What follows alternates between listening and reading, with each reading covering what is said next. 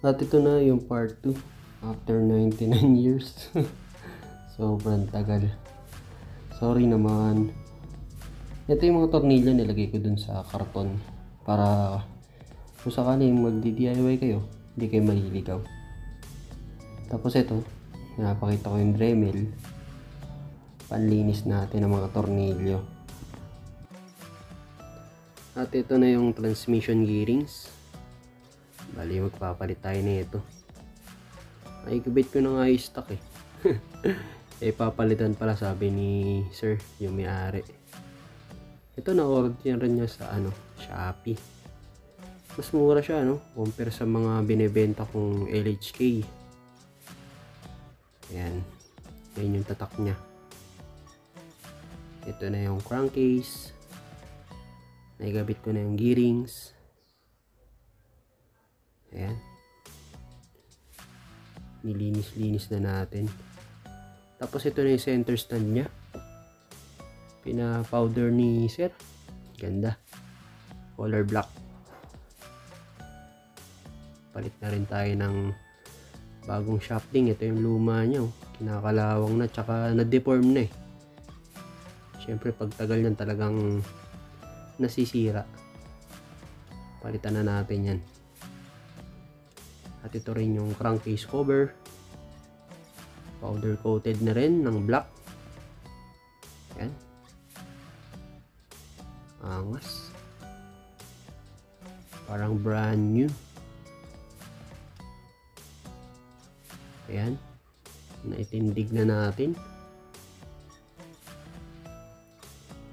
Tapos ito, meron tayo ditong full gasket ng Aspira. Ayan siya, kompleto na. Meron sa crankcase cover, mga gasket. Ayan, may goma. Kaso itong goma na to, sa may valve cover gasket to. Sablay yan eh. Hindi ko may ilalagay yan. Tapos ito naman yung timing chain. Ang sukat yan, standard, 90.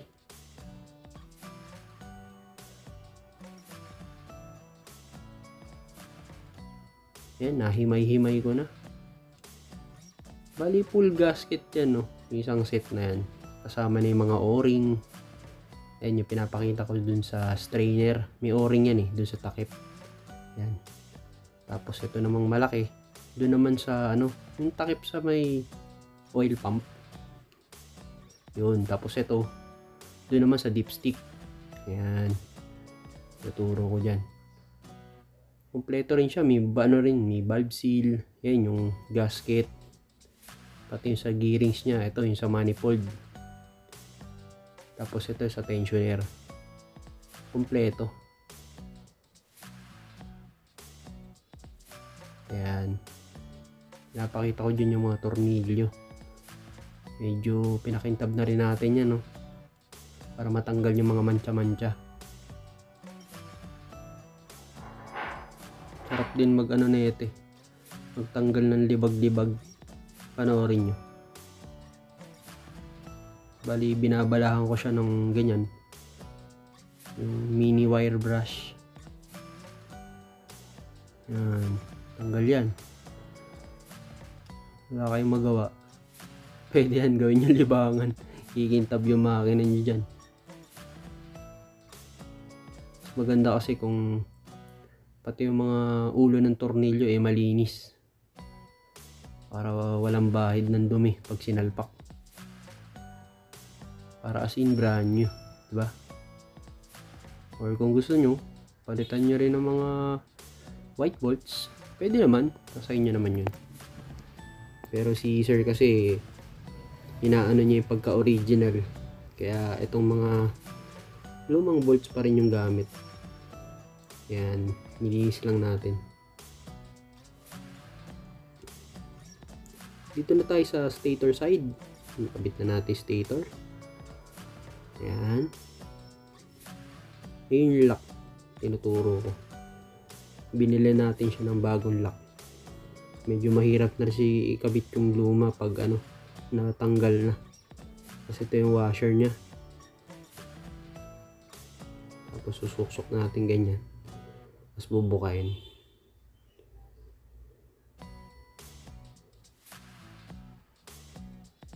Kaso maluwag eh. Ito naman yung sa ano, engine hanger bushing. Ayan. Ito kung wala naman kayo makitang Honda na orig, pwede yung Kymco pang GY6. Ayan, sukat yan.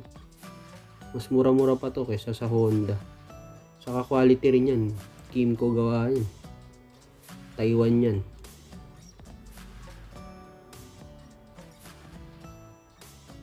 Ito yung sinasabi ko, yung maluwag dito sa ehin ng center stand. Ayan o. Nilalagyan ko siya ng ano, goma para sumikip. Ayan. Rubber tape, tapos rugby pandikit. Ayan na. O, diba? May sapi na siya. Ano kasi yan eh, nagkukos din ng ingay. Kapag ano, parang kumakalansing yung tunog niya. Minsan akala mo CVT, pero dito pala sa side nung ano, stator, sa ilalim yan. Fix na siya. Dito naman tayo sa ano, yung bushing naman din sa rear shock. Pinalitan na rin natin yan. Nag-DIY lang tayo ng ano dyan, puller. Alam ko may nabibili ng puller na ito eh. Maliit. Ito na. Pinapowder din ni Sir yan. Oh. Ito yung gamit nating belt, aspira. Tapos chain guide, lower tsaka upper. Ito yung ano niya, pulley, oil seal pulley side.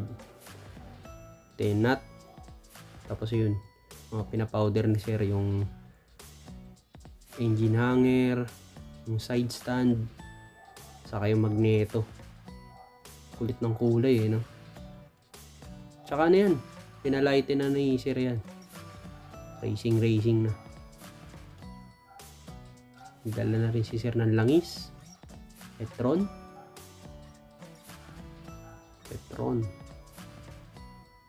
Ayan na. Bubuuin na natin.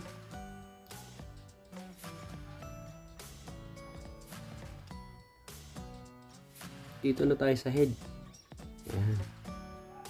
Nakita nyo nilagay kong ano, manifold gasket. Ganun kalaki yung ipoport natin. Bali, ipoport match natin siya ng 28. Dahil 28mm yung carb niya. Ayan, naport na natin. Ang dami natin natabas oh. Lahat yan galing dyan sa head na yan. Ito yung ano natin, light and bulbs ni MTRT. Tapos yung camshaft Giso stage 1. Tsaka yung sun na bulb spring pang Mio.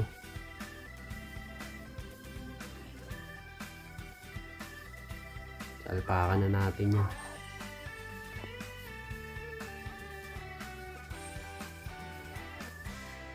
Ito, ininis na natin.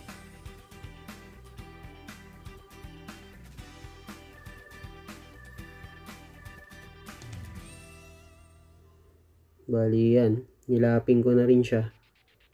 Kaya goods na yan. Dito naman sa starter ni Sir, na-carbon na daw to eh. Ibig sabihin, pinalitan na ng carbon brush. Kaso, binuksan ko ulit.